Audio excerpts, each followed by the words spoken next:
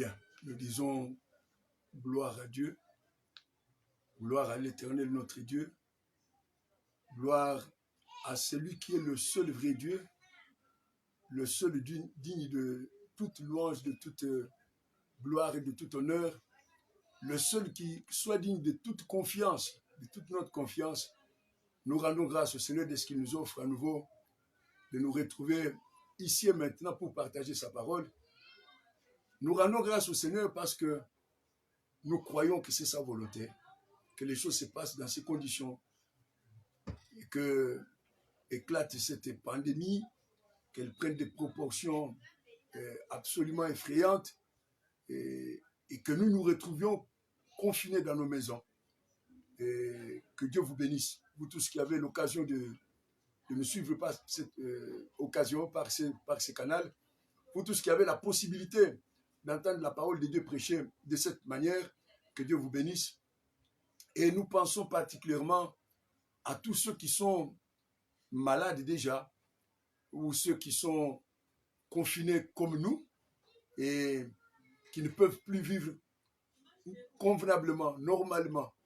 Eh bien, ce que nous avons à nous dire les uns aux autres est que Dieu est vivant, Dieu est présent. Le Seigneur garde le contrôle total, parfait et permanent de toute situation. Et si nous lui appartenons, nous devions lui faire confiance, continuer de lui faire confiance. C'est ce qu'il nous dit lui-même. Ne crains rien, car je suis avec toi.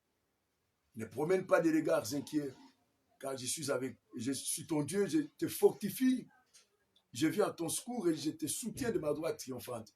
C'est en Ésaïe chapitre 41, verset 10. Et ce que Dieu dit, il le dit à l'ensemble de son peuple, à l'ensemble de son Église, mais aussi à chacun de nous tous en particulier. Que chacun de nous considère que tout ce que Dieu nous dit, c'est à lui qu'il le dit. La parole de Dieu est la vérité, et d'elle il dit qu'elle ne retourne jamais à lui sans effet, sans avoir exécuté sa volonté et accompli son dessein. Eh bien, nous vous saluons avec cette parole de l'Écriture dans le psaume 46, à partir du 2e verset. La Bible déclare que Dieu est pour nous tous ceux qui lui appartenons, pour nous tous qu'il a rachetés à grand prix. Dieu est pour nous un refuge et un appui, un secours qui ne manque jamais dans la détresse. Que la grâce du Seigneur vous soit multipliée, que lui-même vous rende capable de traverser cette période d'une manière digne de lui, d'une manière sainte, juste, avec foi, avec courage et fermeté, avec patience et persévérance. Oui, le Seigneur se sert de toutes les circonstances pour accomplir son dessein, mais aussi pour faire du bien à ceux qui lui appartiennent. C'est ce que nous lisons, que nous répétons souvent. L'Épître aux Romains au chapitre 8, verset 28, là où la Bible déclare que toute chose concourt au bien de ceux qui aiment Dieu, au bien de ceux qui sont appelés selon son dessein. Nous voyons ceux qui aiment Dieu liés avec son dessein, parce que si nous l'aimons, c'est parce que nous faisons partie de son dessein. Et le Seigneur se sert de toutes choses, y compris les événements imprévisibles, à fort impact comme l'actuelle pandémie. Dieu se sert de tous ces événements, de toutes les circonstances, pour faire avancer son dessein et pour faire du bien à ceux qu'il aime. Donc, l'enjeu aujourd'hui est que chacun de nous garde la foi en Christ. Gardez la foi. C'est très très important. J'aime bien ce que l'apôtre Paul écrit à Timothée dans sa 2e épître. À Timothée, il lui dit, j'ai combattu le bon combat. Eh bien, le combat, nous y sommes chaque jour, chaque instant.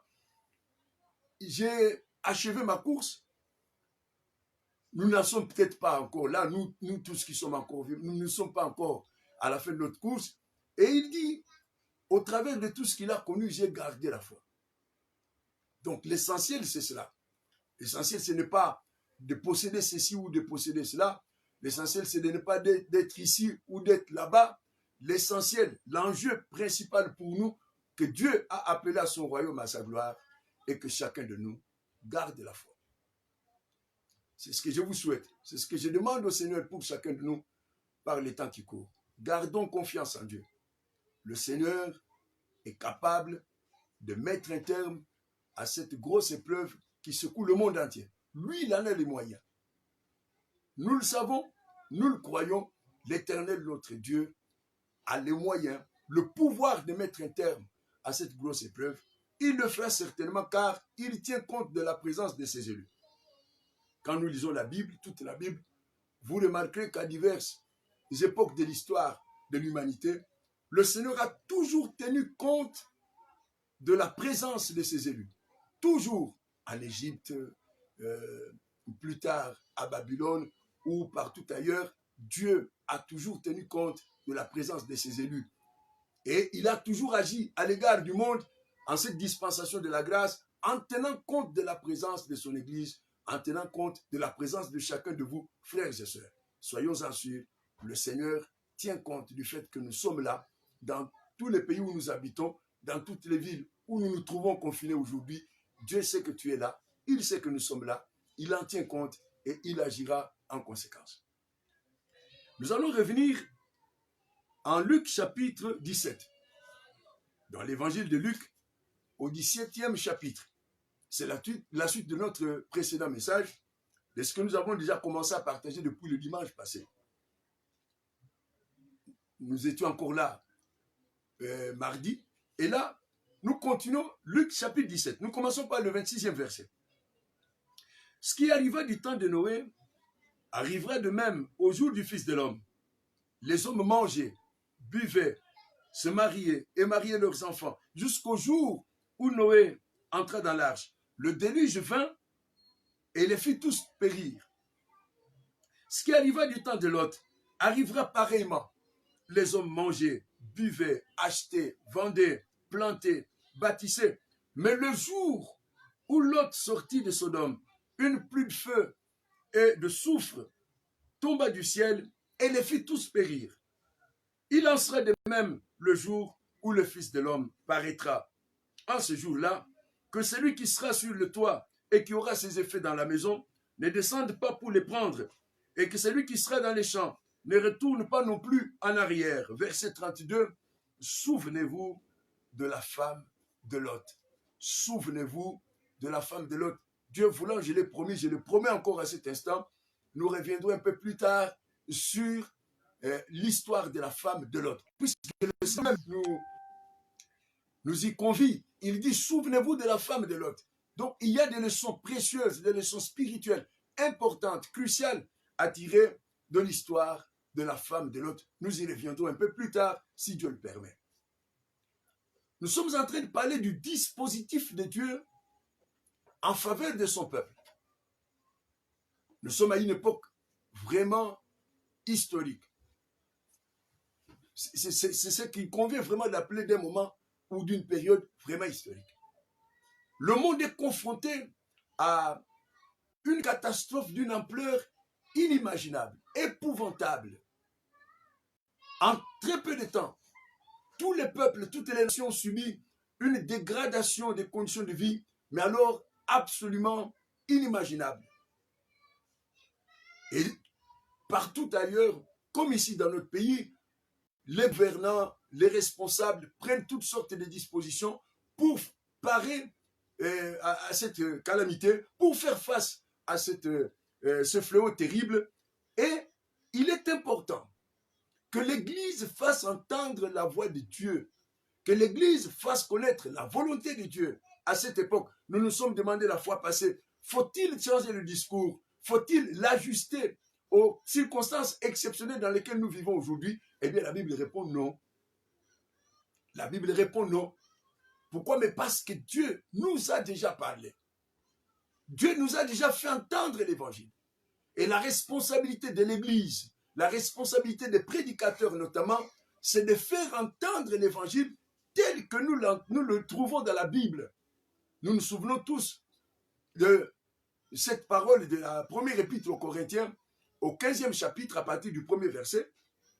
L'apôtre Paul, écrivant aux Corinthiens et à toute l'Église, parce qu'il adresse son épître à tous ceux qui, en quelque lieu que ce soit, invoquent le nom du Seigneur Jésus, leur Seigneur et le nôtre, dit-il. Donc, son épître, ce qu'il enseigne, s'adresse à nous tous. à tous ceux qui s'appellent disciples de Christ, tous ceux qui s'appellent chrétiens, comme on a pris l'habitude de nous appeler. Eh bien, il nous dit, je vous rappelle, frères, l'évangile que je vous ai annoncé, que vous avez reçu, dans lequel vous avez persévéré, et par lequel vous êtes sauvés, si vous le retenez tel que je vous l'ai annoncé. Autrement, vous auriez cru en vain.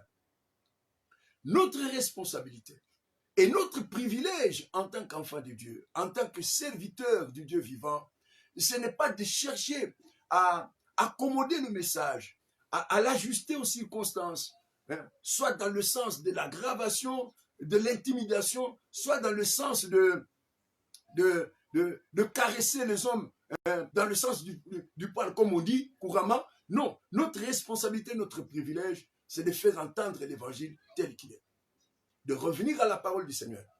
Et nous répétons que le dispositif d'alerte de Dieu est en vigueur depuis longtemps. Ces paroles que nous lisons, ce sont les paroles du Seigneur Jésus. Il nous prévient que la situation qui prévaudra dans le monde, l'ambiance qui régnera dans toutes les nations, peu avant son avènement, peu avant son retour, eh bien, ce sera exactement la même situation qui a prévalu du temps de Noé, la même situation qui a prévalu du temps de Lot. Par quoi Dieu? Une indifférence totale à l'égard du Créateur. Les hommes ne s'intéressaient pas à Dieu. C'est ce qui caractérise le monde actuel. Depuis le temps que les philosophes ont prétendu que Dieu n'existait pas et que Dieu, il y en a même qui ont dit qu'ils avaient tué Dieu, que Dieu n'existait pas parce qu'ils l'avaient tué. Il y a une fausse science qui a prétendu que l'homme ne viendrait pas, ne serait pas créé. En réalité, l'homme descendrait du singe. Et tout le monde s'est engouffré dans cette énorme brèche. On l'a ouverte. Et ça a été la voie ouverte à toutes sortes d'absurdités, d'abominations, d'infamies. Donc, les deux mondes, celui du temps de Noé, celui du temps de l'homme et celui d'aujourd'hui, sont caractérisés par l'insouciance, l'indifférence coupable à l'égard de Dieu. Deuxièmement, par l'impiété sans cesse grandissante. Les gens se moquent de Dieu.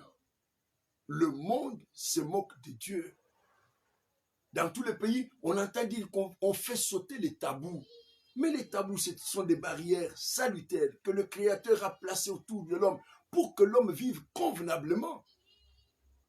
Ce que nous prétendons faire sauter comme tabou, ce sont des barrières indispensables. Sous prétexte des droits de l'homme, nous nous sommes arrogés le pouvoir de faire tout ce que le Créateur a défendu. Nous n'avons pas respecté les doses prescrites par le Créateur. Le péché, c'est quoi? C'est une overdose. C'est aller au-delà des doses prescrites par le Créateur. Nous n'avons pas respecté Dieu. Nous n'avons pas respecté sa parole. Nous n'avons pas tenu compte de ces barrières indispensables qu'il a placées autour de nous pour notre bonheur, pour le bonheur de la société. Et le monde aujourd'hui est caractérisé par cette impiété grandissante. Partout dans le monde, on se rebelle contre Dieu. Et je le répète, même dans les milieux qui prétendent servir le Seigneur, l'impiété a réussi à trouver place même dans les églises. On parle à l'église où il n'existait pas. On prétend prêcher l'évangile tout en niant les paroles de celui qui est mort à la croix. L'impiété s'est immiscée partout. L'impiété est en train de gagner même le monde chrétien, les églises, ces milieux où l'on prétend faire profession de connaître Dieu. Et la troisième chose qui a caractérisé le monde à l'époque de Noé, à l'époque de Lot, qui a appelé le châtiment sur l'humanité à ces époques-là, et qui aujourd'hui encore attire la colère et le châtiment de Dieu sur le monde, c'est le refus de se repentir. Nous l'avons lu dans la première épître de Pierre. La Bible nous met en garde en nous disant qu'il y a eu des hommes et des femmes qui, au temps où la colère de Dieu, pardon, la patience de Dieu s'est prolongée, au temps de Noé, la patience de Dieu s'est prolongée et les hommes n'ont pas tiré profit de cette patience. Qu'est-ce qu'ils ont fait? Ils se sont montrés incrédules. Ils ont continué de fermer leur cœur à la grâce. Ils ont continué de fermer leur cœur à l'amour de Dieu. Ils ont continué de fermer leur cœur à l'appel de Dieu. Et c'est ce qui caractérise le monde d'aujourd'hui. Et je répète, même dans les milieux qui se disent chrétiens, on ne veut pas entendre parler de repentance. On ne veut pas entendre parler du royaume de Dieu. On ne veut pas entendre parler de la conversion. On ne veut pas entendre parler de sainteté. On ne veut pas entendre parler de séparation avec le monde. Et on prétend servir Jésus. Mais Jésus est mort à la croix pour qu'il y ait une différence claire et nette entre ceux qui croient en lui et ceux qui ne croient pas en lui, entre ceux qui lui appartiennent et ceux qui ne lui appartiennent pas. C'est ainsi que dans la deuxième épître de Paul aux Corinthiens, au 6e chapitre, à partir du 14e verset, la Bible déclare: quel rapport y a-t-il entre les ténèbres et la lumière? Il n'y en a pas. L'impénitence, le refus de se convertir, d'abandonner le péché, non seulement il caractérise le monde à notre époque, mais il se retrouve même dans les églises. On ne veut pas se repentir. On ne tient pas compte de la volonté du Seigneur. Nous nous conduisons comme si Dieu nous avait abandonné l'église et que nous pouvions aménager l'église à notre guise. Nous avons même pris coutume de ne chercher dans la Bible que les versets et les passages qui conviennent à ce que nous voulons. Les prédicateurs les plus célèbres aujourd'hui, c'est ceux qui disent des belles choses, des choses agréables à leur public.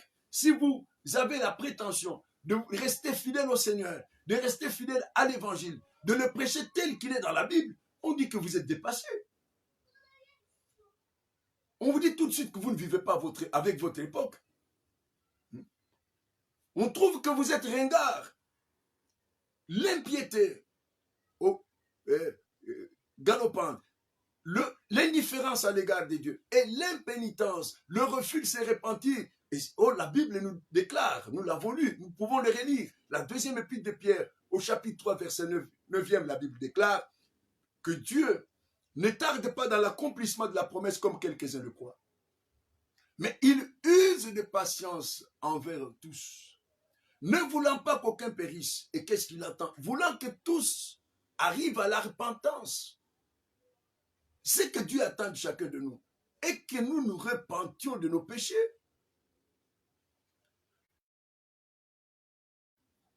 Le jour de la Pentecôte, le jour de l'effusion du Saint-Esprit, la Bible déclare, en Actes chapitre 2, au 37e verset, après avoir entendu ce discours, ils eurent les cœurs vivement touchés. C'est ça que Dieu cherche. Partout son évangile est prêché. Dieu n'attend pas que l'on applaudisse. Ce n'est pas mal d'applaudir. Il n'attend pas que l'on danse après avoir entendu l'évangile. Ce n'est pas mauvais de danser pour le Seigneur. Il n'attend pas des cantiques. C'est bien de chanter des cantiques au Seigneur. Mais ce que Dieu attend, partout son évangile est prêché, en premier, est que nous lui fassions l'offrande d'un cœur vivement touché. Après avoir entendu la prédication donnée ce jour-là par l'apôtre Pierre, ils eurent les cœurs vivement touchés. As-tu déjà offert au Seigneur l'offrande d'un cœur vivement touché? As-tu déjà offert au Seigneur l'offrande d'un cœur enfin converti, repenti, un cœur qui a en horreur ses péchés, qui a en horreur le monde? Et le Seigneur nous dit, ce qui arriva du temps de Noé arrivera à l'avènement du Fils de l'homme. Ce qui arriva du temps de l'autre arrivera pareillement. Les hommes ne pensaient qu'à manger, à boire. Aujourd'hui, l'évangile que nous prêchons, c'est un évangile utilitaire. L'aspect utilitaire de l'évangile est mis en exergue dans beaucoup de milieux. C'est-à-dire que celui qui prêche aux autres ce qu'ils peuvent trouver d'utile chez Jésus. Il choisit en Jésus des aspects utiles. La guérison, la bénédiction, la protection, ça ce sont des aspects utiles. Et beaucoup de prédicateurs ont fait ces choix catastrophiques de ne faire ressortir du Sauveur que ces aspects immédiatement utilitaires. La guérison, la bénédiction, la prospérité comme on l'enseigne. Et la plupart des personnes qui fréquentent les églises viennent précisément avec cette posture-là. Ils viennent chercher en Jésus une sorte de dépanneur. Ils ne sont intéressés que par les aspects utilitaires du Sauveur. Mais ils ne sont pas intéressés par l'aspect salutaire du Sauveur. Le fait qu'il est mort pour nos péchés selon les Écritures, qu'il a été enseveli et qu'il est ressuscité le troisième jour selon les Écritures. Mais revenons à notre texte, en Luc chapitre 17. D'après cette parole du Seigneur, nous remarquons qu'au temps de Noé, au temps de Lot, remarquez très bien, il y a eu des personnes sauvées et il y a eu des personnes qui périrent. Ça, c'est très important. À l'époque de Noé, comme à l'époque de Lot, il y a eu des personnes qui ont été sauvées et il y a des personnes qui périrent. C'est ce que nous avons lu. C'est ce que le Seigneur Jésus nous dit. Il dit, les hommes ne pensaient qu'à manger, à boire, à se marier, à marier leurs enfants. Jusqu'au jour où Noé entra dans l'arche. Alors, le déluge vint et les fit tous périr. Donc, il y a eu des personnes qui ont été sauvées et il y a des personnes qui périrent. Au temps de l'autre, c'est la même chose. Le Seigneur nous dit que les hommes ne pensaient qu'à manger, à boire, à bâtir, à planter, à vendre et acheter, jusqu'au jour où Lot est extrait par Dieu de la ville de Sodome. Alors une pluie de feu et de soufre tomba du ciel et les fit tous périr. Mes frères et sœurs, le Seigneur nous dit que les choses se passeront exactement de la même manière. Au jour de Christ, il y a des personnes qui seront sauvées et il y a des personnes qui périront. Mes frères et sœurs, vous savez, il y a une façon de présenter la parole de Dieu aujourd'hui qui peut donner à penser que finalement, ce n'est pas si grave de croire en Jésus. Que de toute manière, moyennant une bonne volonté, moyennant un certain taux d'effort à fournir, on peut très bien se sauver. Ce n'est pas tellement grave. Jésus n'est pas vraiment indispensable. La parole de Dieu est prêchée aujourd'hui comme si finalement Jésus, sa mort, sa résurrection, n'était pas le seul antidote au mal, le seul antidote à la mort, et que l'homme pouvait se sauver d'une autre manière, d'une autre façon. Eh bien, ce n'est pas ce que la Bible enseigne. La Bible enseigne, et c'est l'enseignement profond même du Seigneur Jésus-Christ. Jean chapitre 3, verset 16. Car Dieu a tant aimé le monde qu'il a donné son Fils unique, afin que quiconque croit en lui ne périsse point, mais qu'il ait la vie éternelle. C'est-à-dire qu'avec Jésus, il faut faire un choix clair. Un choix le plus clair, le plus précis possible. Parce que, ou bien Jésus vous sauve, ou bien vous périssez à cause de lui. J'ai relis ce passage. Jean chapitre 3, verset 16. Car Dieu a tant aimé le monde qu'il a donné son Fils unique, afin que quiconque croit en lui ne périsse point, mais qu'il ait la vie éternelle. Le verset suivant, le 17e. Dieu, en effet, n'a pas envoyé son Fils dans le monde pour qu'il juge le monde, mais pour que le monde soit sauvé par lui. Celui qui croit en lui n'est point jugé, mais celui qui ne croit pas est déjà jugé parce qu'il n'a pas cru au nom du Fils unique de Dieu. Et ces jugements, c'est que la lumière étant venue dans le monde, les hommes ont préféré les ténèbres à la lumière parce que leurs œuvres étaient mauvaises. C'est très important. Il ne faut pas vivre en vous disant que de toute manière, ce sera comme quand on court pour prendre son train ou son bus et que ce sera au plus fort de trouver place à bord de ce bus ou de ce train. Non, c'est maintenant qu'il faut se décider. C'est maintenant qu'il faut choisir son côté. C'est maintenant qu'il faut choisir le sauveur. À l'époque de Noé, à l'époque de Lot, il y a eu des hommes qui ont été sauvés et il y a eu des hommes qui périrent. Et le Seigneur nous dit qu'à l'époque, au temps de son avènement, les choses se passeront exactement de la même manière. Il y aura des personnes sauvées parce qu'elles auront cru au nom du Fils unique de Dieu, et qu'il y aura des gens qui périront parce qu'ils auront précisément méprisé ce Fils unique de Dieu. J'insiste là-dessus parce que nous avons pris l'habitude, nous prédicateurs, pasteurs, apôtres, évangélistes, de nous octroyer un rôle que Dieu ne nous a pas donné. C'est déjà un énorme privilège que d'être prédicateur de l'évangile. Déjà d'être sauvé par Jésus, c'est un grand bonheur. Et en plus, avoir le privilège de prêcher l'évangile aux autres, c'est un honneur. Mais nous, dans notre orgueil,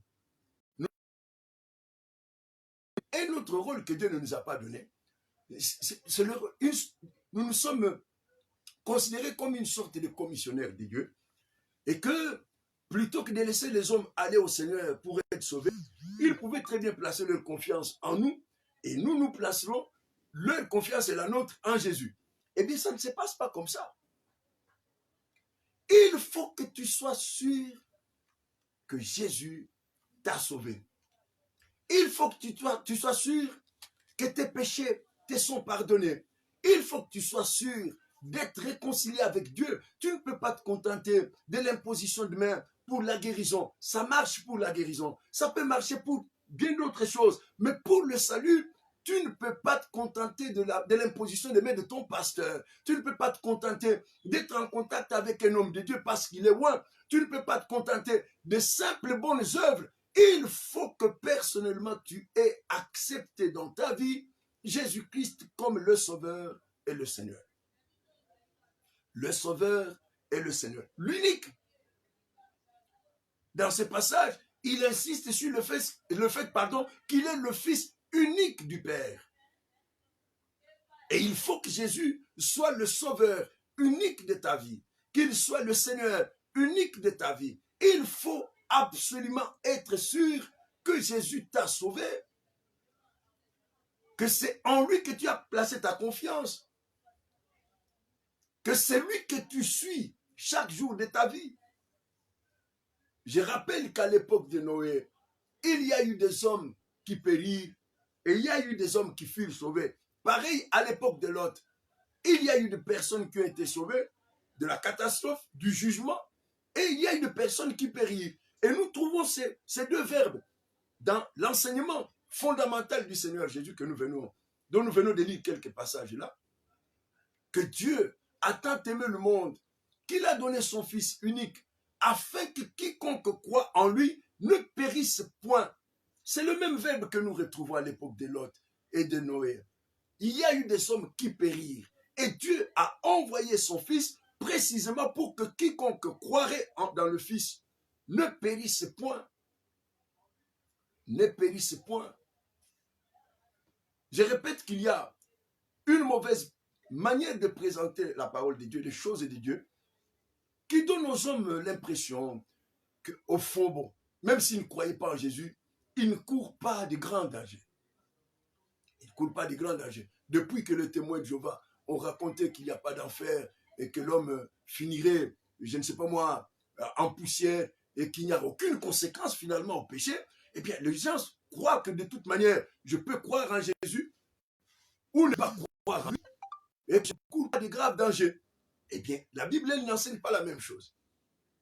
La Bible, elle, enseigne que ceux qui ne croient pas au Fils périront. Ils périront.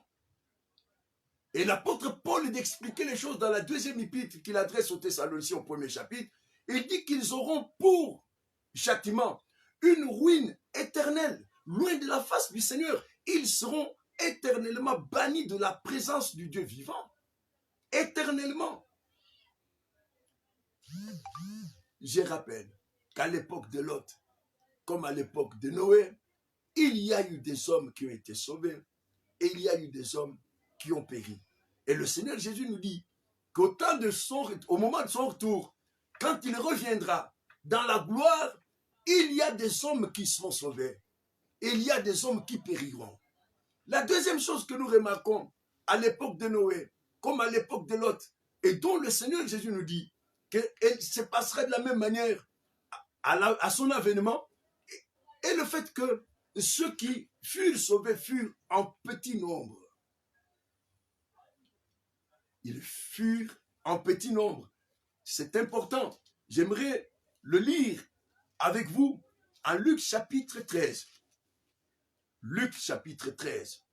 Nous lisons le 22e, à partir du 22e verset. Jésus traversait les villes et les villages, enseignant et faisant route vers Jérusalem. Verset 23. Quelqu'un lui dit, Seigneur, n'y a-t-il que peu de gens qui soient sauvés? Il leur répondit, efforcez-vous d'entrer par la porte étroite. Car je vous l'ai dit, beaucoup, vous entendez, efforcez-vous d'entrer par la porte étroite, car je vous l'ai dit, beaucoup chercheront à entrer et ils ne le pourront pas. Quand le maître de la maison se sera levé et aura fermé la porte, et que vous, étant dehors, vous commencerez à frapper à la porte en disant, Seigneur, Seigneur, ouvre-nous. Il vous répondra, je ne sais d'où vous êtes. Alors vous vous mettrez à dire, nous avons mangé et bu devant toi, et tu as enseigné dans nos rues. Et il répondra, je vous l'ai dit, je ne sais d'où vous êtes. Retirez-vous de moi, vous tous ouvriers d'iniquité. C'est là qu'il y aura des pleurs et des grincements de dents quand vous verrez Abraham, Isaac et Jacob et tous les prophètes dans le royaume de Dieu et que vous serez jetés dehors.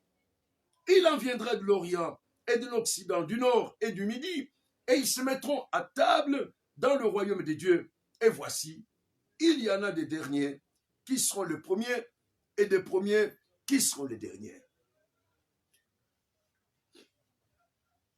Au tout début de ma foi, vous voyez, avec cet engouement de jeunes croyants, il y a une fois nous étions troublés en lisant certaines écritures comme ça. Par exemple, en Luc, le chapitre 18, où le Seigneur dit, quand le Fils de l'homme viendra, trouvera-t-il la foi? Alors on s'est demandé, nous étions jeunes, on s'est demandé, mais nous faisons l'évangélisation, les églises sont bondées, sur toutes les avenues d'ailleurs, les églises ouvraient comme ça, les unes après les autres. On se disait, mais comment le Seigneur peut-il se demander s'il trouvera la foi quand il reviendra? Mes frères et sœurs, le Seigneur dit toujours la vérité. À l'époque de Noé, combien y a-t-il d'hommes et de femmes qui furent sauvés? La Bible nous en donne le chiffre, 8 personnes. Bien compté. À l'époque de Lot, combien y a-t-il de personnes sauvées? Au départ, 4, à la fin, 3. Pourquoi? Mais parce que le Seigneur nous dit, souvenez-vous de la femme de Lot. Il n'aurait pas dû périr, mais il périt quand même. Dieu voulant, nous y reviendrons. C'est un fait remarquable que le Seigneur nous enseigne ici qu'à l'époque de Noé, comme à l'époque de Lot, il n'y eut que très peu de personnes sauvées. Ça, c'est une évidence divine. Cette personne, après avoir entendu Jésus prêcher sa parole, prêcher l'évangile, et il est évident que le Seigneur n'était pas populaire, comme beaucoup de prédicateurs cherchent à être populaires, à être connus partout, à donner des foules, à remplir des stades, et à avoir porté, je ne sais pas moi, dans tous les pays du monde, jusque dans le fin fond de la forêt équatoriale. Non, Jésus n'était pas un prédicateur populaire. Enfin, nous en avons les preuves. Quand cet homme l'entend prêcher, il est étonné par le contenu du message de Jésus. Et il a compris ce qui s'est passé. Et il dit à notre Seigneur Jésus, Seigneur, à t'entendre parler, entendre ton discours, ton enseignement, ta prédication, on sent qu'il n'y aura finalement que peu de personnes sauvées. Et la réponse du Seigneur qu'il a donnée à cet homme, c'est la même qu'il nous donne à cette époque. C'est la même qu'il te donne à toi aussi ce soir. Efforcez-vous d'entrer par la porte étroite. Je vous en supplie, mes frères et sœurs, efforcez-vous d'entrer par la porte étroite. Il dit, car je vous le dis en vérité, beaucoup chercheront à entrer et ils ne le pourront pas. Beaucoup chercheront à entrer et ils ne le pourront pas. Efforcez-vous d'entrer par la porte étroite et d'ajouter, quand le maître de la maison se sera levé et qu'il aura fermé la porte, c'est évident qu'un jour, le maître de la maison, Jésus-Christ, le Seigneur, l'unique sauveur que Dieu a donné au monde, se lèvera de ce lieu où il intercède pour nous et il fermera la porte. C'est évident. Je vous en supplie. Je vous en supplie. Nous voici aujourd'hui confinés dans les maisons à cause du coronavirus. Mais il y a une catastrophe bien supérieure à celle-ci, bien plus grave, bien plus épouvantable, aux conséquences incalculables et éternelles. Ce sera l'avènement en gloire de Jésus, le roi des rois, le Seigneur des seigneurs. Ça va être une bénédiction éternelle pour ceux qui auront cru en lui, et ça va être une catastrophe épouvantable et inimaginable, éternelle pour ceux qui n'auront pas cru en lui. Car Dieu a tant aimé le monde qu'il a donné son Fils unique, afin que quiconque croit en lui ne périsse point, mais qu'il ait la vie éternelle. Mes frères et sœurs, mes chers amis, vous ne pouvez pas vous contenter de suivre Jésus à distance. Vous ne pouvez pas vous contenter de suivre Jésus comme on suivrait un dépanneur, un mécanicien, juste pour réparer quelques petites pannes dans votre vie sociale, dans votre vie professionnelle, dans votre mariage. Vous ne pouvez pas vous contenter de suivre Jésus juste parce qu'il donne du pain et du poisson à manger. Non, il va falloir se décider pour accepter Jésus comme le Seigneur et le Sauveur. Car c'est à ce prix qu'on peut être sauvé. Afin que quiconque croit en lui ne périsse point, mais qu'il ait la vie éternelle. Le don de la vie éternelle est accordé à celui qui se répand de ses péchés, qui se convertit et qui place en Jésus, et en Jésus seul, toute la confiance dont il est capable. En Jésus et en Jésus seul.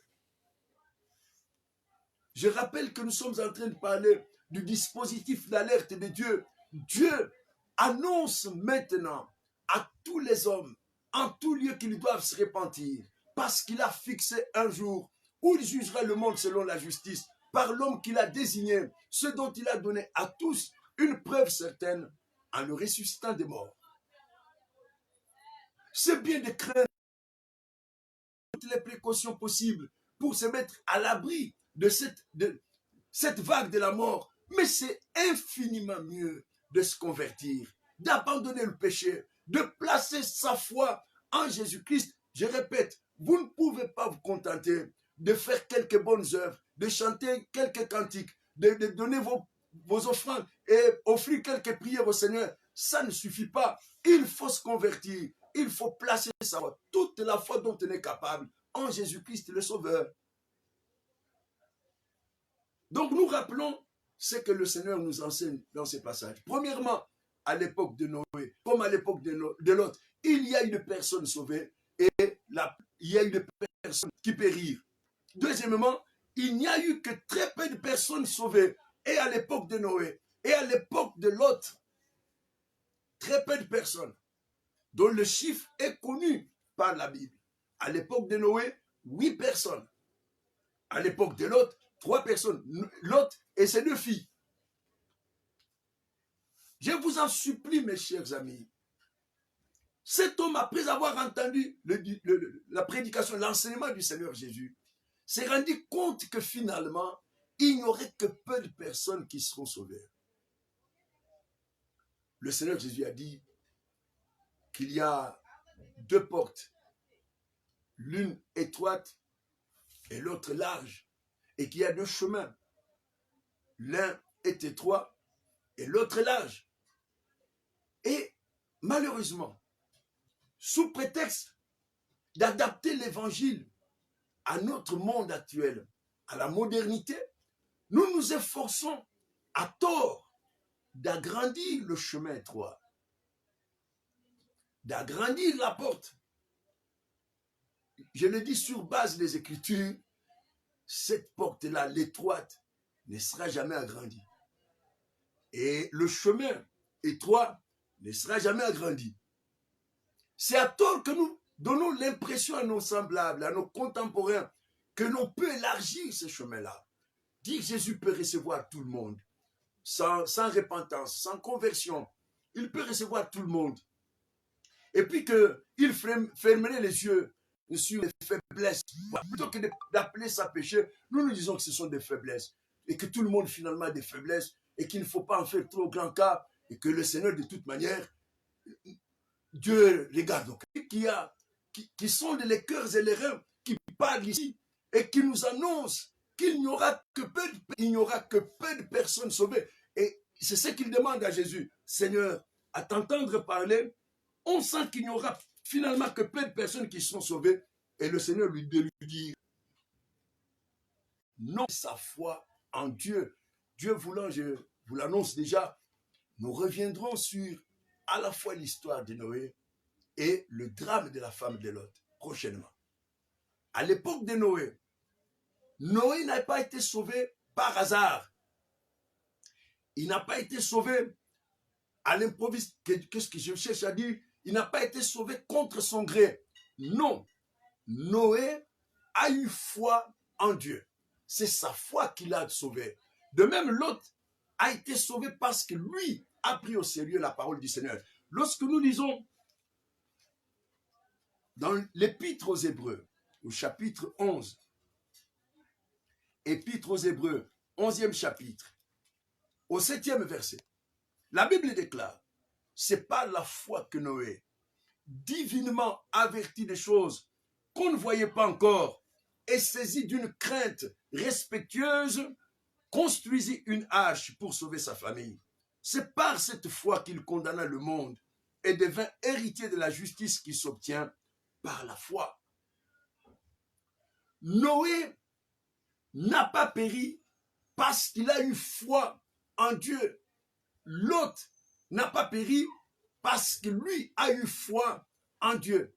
Mes chers amis, ce n'est pas la foi de ton pasteur, de l'apôtre, de l'évangéliste ou du prophète qui te sauvera. Le royaume de Dieu a sa loi. Sa loi est simple. Il te sera fait selon ta foi.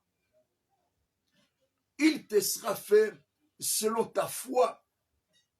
Lorsque nous lisons en Romains 1er chapitre, verset 16, l'apôtre Paul écrit, car je n'ai point honte de l'évangile, c'est une puissance de Dieu pour le salut de quiconque croit. L'évangile est une puissance de Dieu pour le salut de quiconque croit. C'est ta foi qui sauvera.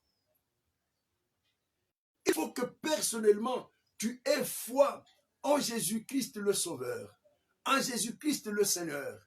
C'est ce qu'enseigne la parole de Dieu. Tu ne peux pas te contenter, n'est-ce pas, de placer ta foi en ton église. C'est bien de fréquenter une bonne église, d'avoir des bons conducteurs spirituels, d'avoir des frères et sœurs qui vous accompagnent, qui vous soutiennent, qui vous aident le cas échéant. Mais pour être sauvé, pour échapper au châtiment, pour ne pas périr avec les impies, il faut que celui qui entend l'évangile y croit personnellement.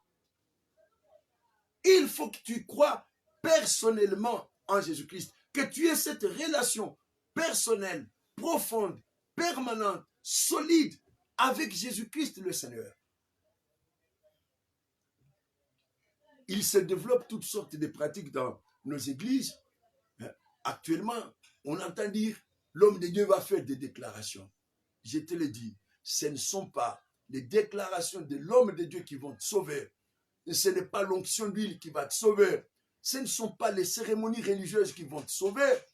Le Seigneur dit, et c'est un principe qu'il a énoncé une fois pour toutes dans le passage que j'ai lu, j'ai cité de mémoire, je vais le lire avec vous.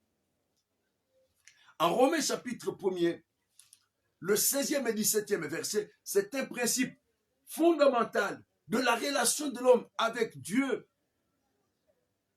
Romains 1er chapitre, verset 16 et 17, car je n'ai point honte de l'évangile. C'est une puissance de Dieu pour le salut de quiconque croit, du juif premièrement et du grec, parce qu'en lui, en cet évangile, et révéler la justice de Dieu. Justice par la foi, et pour la foi selon qu'il est écrit, le juste vivra par la foi. Le juste vivra par la foi.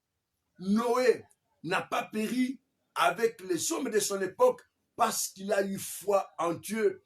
Lot n'a pas péri avec Sodome et Gomorrhe parce qu'il a eu foi en Dieu.